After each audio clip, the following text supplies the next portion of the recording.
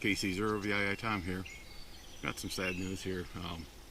KD0TLJ Joyce and Neiman Crowley became a silent key Monday, June 6th. It was after 3 o'clock, about 3:30, 3:40 in the afternoon. She was at the hospital for about an 11-day visit in the ICU. We'll get more into what she had in probably another video. I'm still processing all this stuff. She had a form of cancer, lymphoma, large B cell lymphoma, very aggressive. And looking back last night, today, after this all done, it's real easy to play Monday morning quarterback. I figured she had it for about 9 to 10 months, and she was always complaining, I left something that hurt here, or I ate that sandwich wasn't any good, or this didn't taste good. And looking back, it was something else, and something to remember. If you don't feel good, you're over 40, go visit a doctor. I really can't say if she went and visited back then, she would be with us. Chances are, we don't know. Like I said, it's real easy to play Monday morning quarterback. I don't want to blame anybody, myself, any of the kids, for not interfering, and she just had her ways in life. She will be missed. In reality, I actually met Joyce by sheer chance. It was the summer of '80. I was invited to a friend's parents' house in the backyard, a little campfire they were going to do. And Joyce had just gotten back from a trip to Europe. She was in Europe for like 25, 30 days, and just got back that morning. And her sister was they were dating, but they wouldn't admit to it. They were good friends, they said, with Jim. And Jim talked me into coming. Like I said, sheer chance, and we met each other there at the campfire, and yeah, it was love at first sight. I knew I wanted to be with her, and later on I found out through the back channels that she really was interested in me, and we started dating almost the following week. We got married October of '82, and when she got out of college, she actually moved up in with me in the apartment I had in Bloomington for like 3 or 4 months before we got married.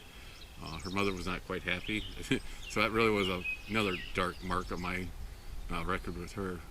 We lived up in the cities for a while, then we were thinking about having kids. When Christy was conceived, we moved back to the Austin area because we decided and talked about that we wanted to raise our kids in the environment we grew up. So then we looked around. I found a job and she found a job, and we had an apartment for a while and moved into a house there in Austin and had 3 kids, and she helped raise them with me. We had 3 gorgeous kids, and in '92 we moved down here to St. Ansgar and took over the greenhouse operations, and that was started by her grandmother back in '76. October this year would have been our 40th anniversary. We didn't quite make it, but like I said, we were with each other since '81, so we were together for more than 40 years, or close to 40, we'll say over 40 years, 39 years of marriage and a few years of dating, fooling around. Yeah, it was a very fun ride with her. I will miss her very deeply.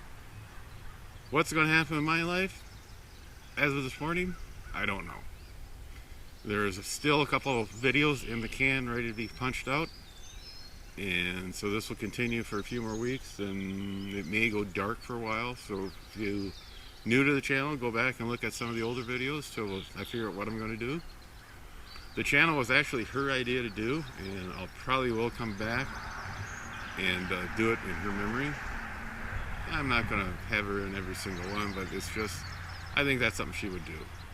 Greenhouse operations, I'll probably be shutting down here this week, getting the spring billing out, and figure out what we're going to do with that. Either scrap them, sell them, or lease them. Like I said, it's so early, we're not sure. My life is changing, whether I like to or not. Our marriage, we were very close.